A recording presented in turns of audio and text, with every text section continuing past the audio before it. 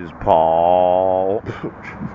I love food. Good for you.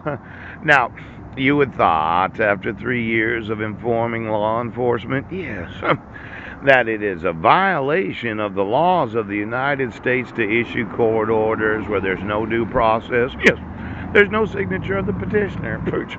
There's no subject matter jurisdiction. Yes, I didn't have an actual arrest record. Right. You arrested me for multiple crimes where I have the evidence that I didn't commit the crimes. Yes.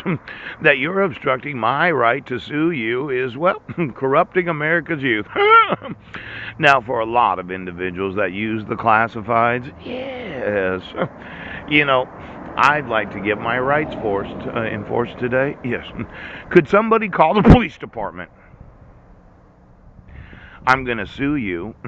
I'm going to sue every police department in the United States that thinks that they don't have jurisdiction to enforce the civil rights of children.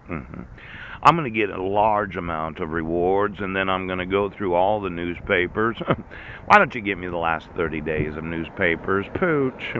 Every website, yes, and every email address, pooch, of every classified ad. I just wanted to know who was it that thought it's a good idea putting a classified ad in a newspaper.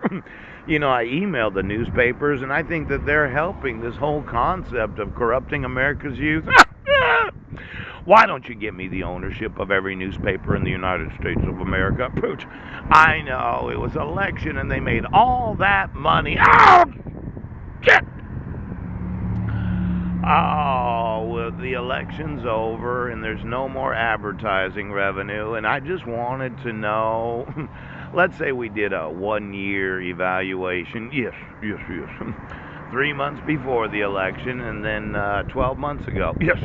Exactly what was the ad revenue of each and every newspaper of the United States? Yeah, let's go ahead. And then what was the ad revenue for the last 3 months? I think that the newspapers have been enriching themselves at the expense of corrupting America's youth. Now they'd say they have pooch, pooch, pooch. But I think that the sheriff and the police departments, those elected to office, did pay quite a bit to advertise their candidacy. Now, I've been telling them for the last year, yes, my rights are being violated, and they thought, well, we don't have to enforce the laws. It's more important that we advertise in newspapers so as to get elected. Pooh! Now, when I do a careful evaluation of the actual ad revenue of each and every newspaper, yes,